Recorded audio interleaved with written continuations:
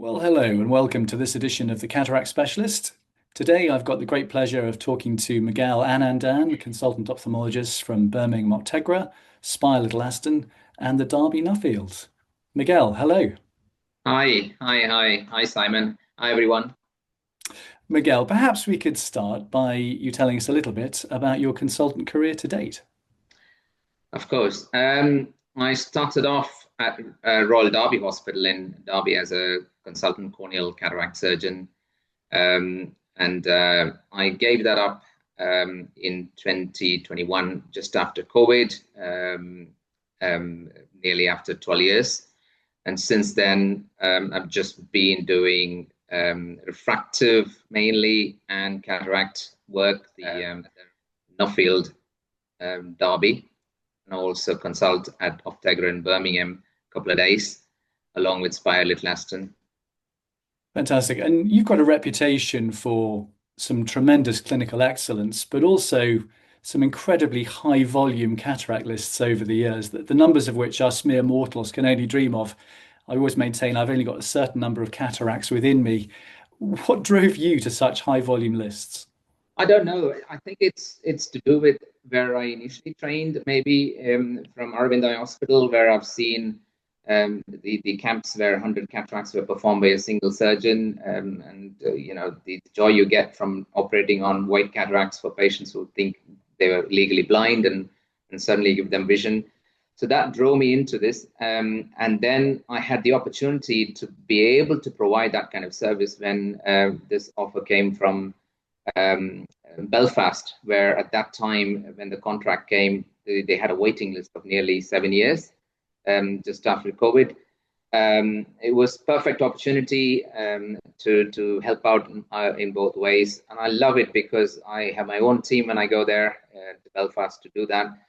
And we were able to do 40 on a Saturday and 30 on a Sunday and fly back at 3 o'clock in the afternoon, Sunday back. So 70, 80 cataracts in a weekend is brilliant. Yeah.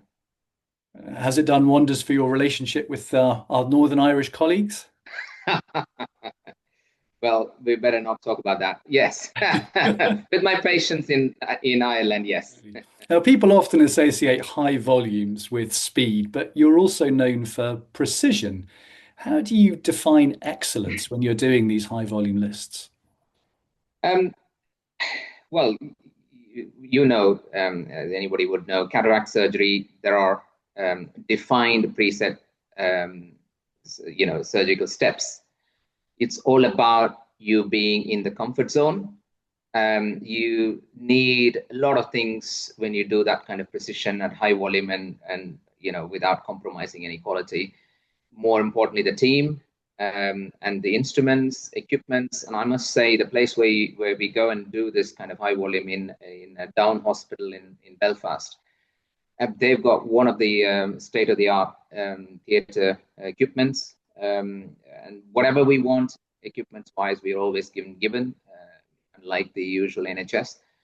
So those are the main key things, and plus the team that I go with, they literally will be running the whole day. So I'm ever so grateful for them because it's not easy. It's not easy just to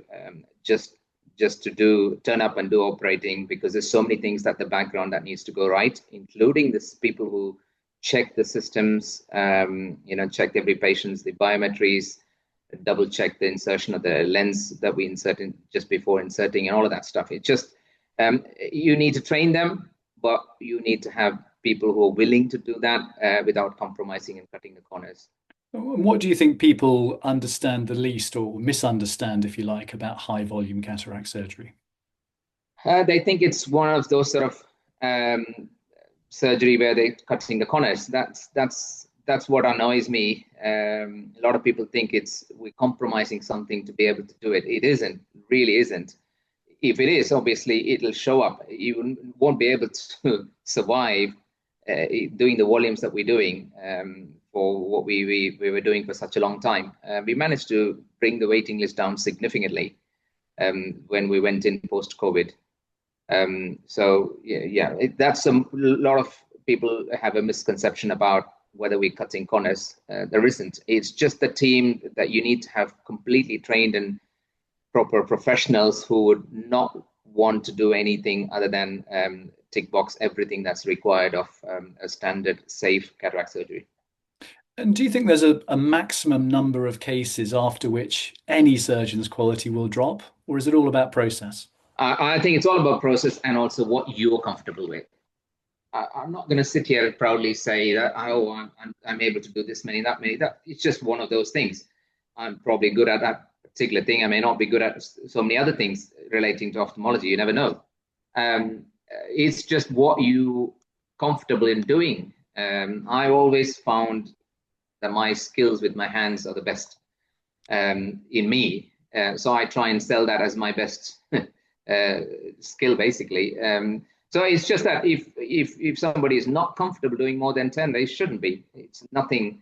It's not a rat race to try and do this many and that many. What's the biggest mistake that you see or hear about when other centers try to do high volume too quickly? I think it's forcing people. I think that's the biggest problem. If somebody is not comfortable, you cannot have a set rule, which I think most of the places don't. And also, there is no incentive. We haven't discussed this. I go and do this NHS work, but just to give you an idea, I get paid per case basis. So there's an incentive for anybody and everybody who's doing in that system to be efficient as well as being safe. So that's the biggest problem if NHS simply single-handedly pushes saying you have to do this many. Why would you? If I did that every day, I mean, I do this once a month, say, for example. If I do that every day, I'll get burnt out. Yes. It's not practically possible to do it every day. It's just being sensible with it. And within theatre, what's the most impressive thing a scrub nurse has ever quietly saved you from over the years? Oh, so many actually. One of I think just recently, let's say one thing about insertion of one of the lenses that I don't commonly use. It was a case where I had to insert a three-piece lens, and that particular lens I've not used on a regular basis in my normal workplace. I was trying to insert that lens and turn the tip of the haptic as if it was the three-piece lens. And she quietly nudged and saying, you should leave it hanging, otherwise you'll damage it. It's a simple thing, but I will never forget that. It's just this is when you get the teamwork works brilliantly. Yeah, Teamwork simple is thing, but it wouldn't have made a massive difference. But I'll always remember that bit. teamwork makes for dream work and all that, doesn't Absolutely. it? And which technology has improved your workflow rather than just your outcomes? Maybe just the biometry calculations. If you're simply talking about the high volume, previously we used to have, the biometry. You have to double check, triple check as to whether they had laser and whether that was inputted.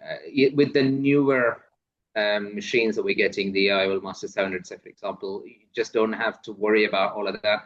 And if you went into, say, for example, the standard Barrett calculation, which is what I rely on, you don't have to think about, is the axial length big, more than this? We need to look at this calculation, that calculation. It's just sort of improvements in the measurements and also the equipment of biometry, I would say. Quite, yeah.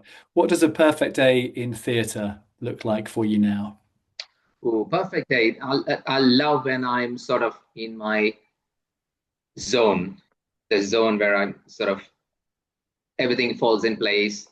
Even the most difficult cases flows like a dream. And some days it happens for various reasons. Some days you start the list thinking this is going to be really good flow, and then there's 6 other people on the outside of the door waiting to talk to me about the next few cases or the case before and that kind of stuff, and it just sort of stuttering through. The perfect is when you sort of know that you're in the zone and you're just cracking on, doing 8 an hour. It's just, I love that. And now that you're in pure private practice, do you miss not having trainees around? Oh, that's a big miss. Yeah, I used to love training the trainees. And my list in Ilkeston, which is one of the peripheral hospitals in Derby, used to be the most um, sought after list by the trainees. They come without any experience and they go home at the end of 6 months, having done six in a list. And I was quite proud of being part of that. But unfortunately, that's the one thing I miss. Yes, you're right. You can't have it all, sadly. Exactly. Yeah. Intraocular lenses. So if you had to have cataract surgery yourself tomorrow, which I hope isn't the case, but if you did, what lens would you choose to have inserted and why? Oh God, $1 million question. I never thought about it. I'm hoping by the time I decide, there will be a few more options than what we got. If I have to have it tomorrow, as your question is, well, then I'll probably go with the Galaxy lens. I don't see big difference between the trifocal and that because of the perceived glare, less glare. I'll probably go with the Galaxy. Okay, so we know what lens you'd like. Who would you choose to do your procedure? Oh, You've probably seen a lot of people operate over your years. yeah. I wish you didn't ask that question. It honestly, I have no idea. I wish I can do it myself for my. It's difficult. It's difficult to choose. No, I don't know. Well, I know you're gonna. let's hope you don't get a cataract soon. Miguel, thank you so much. It's been an absolute delight to chat with you, and I wish you well. Thank you. Thanks, Simon.